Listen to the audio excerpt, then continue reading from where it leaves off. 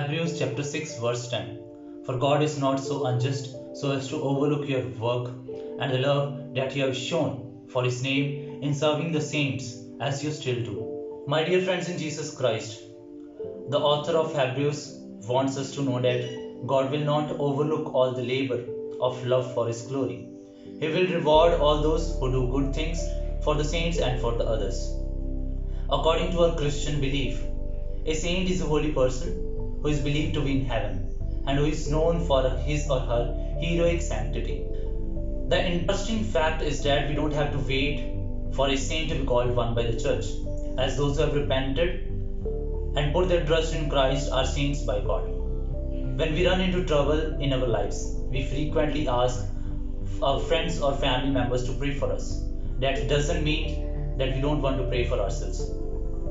We ask them to pray even though we are praying too, because we believe in the power of prayer. We know that God hears their prayers as well as ours, and we want as many voices as possible, asking God to help us in our need.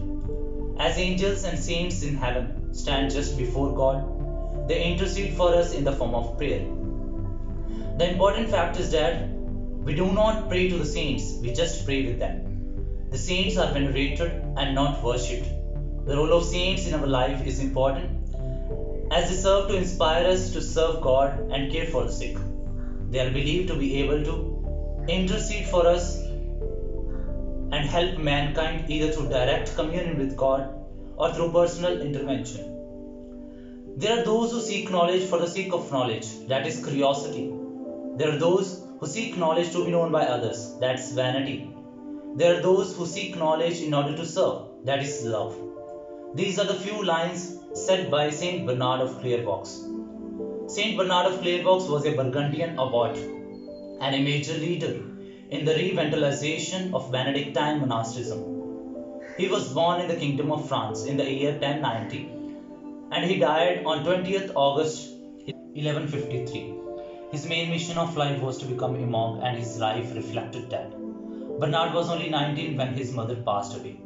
During this time, he did not escape trying temptations, and during this time, he thought of retiring from the world and living a life of solitude and prayer. Bernard tried his best to restore the rule of Saint Benedict in all its rigor, both for himself and the entire Cistercian order. Bernard had a great taste for literature, and he devoted himself to poetry. His success in studies soon won the admiration of his teachers. He wanted to excel in studies in order to take up the study of Bible. In the year 1150, Saint Bernard was chosen to lead a group of 12 monks at a countryside which was about 70 miles away. He founded the monastery on 25th June 1115, which was evolved into Clairvaux. There Bernard preached an immediate faith in which the intercessor was the Virgin Mary. He has a special devotion to Virgin Mary, and later he wrote several works on the Queen of Heaven. Saint Bernard asks us to honor the Blessed Virgin Mary because of the reason that God has placed in Mary the fullness of all good. Therefore, from the depth of our heart, from all our mind and heart, we must honor the Blessed Virgin Mary. In truth, there is pure humanity in Mary, not only because she is free from any sin, but also because she possesses nothing but humanity. Therefore, we must honor the Blessed Virgin Mary, even if she holds many different devotions. A church without a Mary is just like an orphanage. Therefore, we must honor and respect the Blessed Virgin Mary as she protects us and defends us in times of spiritual turbulence. Jesus and his mother are inseparable. We cannot understand Jesus without his mother. Therefore, the Blessed Virgin Mary plays an important role as she intercedes for us before his Son, and Jesus answers her prayer without any delay. Therefore, the Queen of Heaven plays the role of a mother for all humanity. Lastly, I would like to conclude with a few lines as said by Saint Bernard of Clairvaux.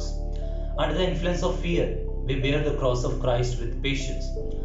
Under the more inspiring influence of hope, we carry the cross with a firm and obedient heart. But under the consuming power of charity, we embrace the cross of Christ with ardor. Thank you.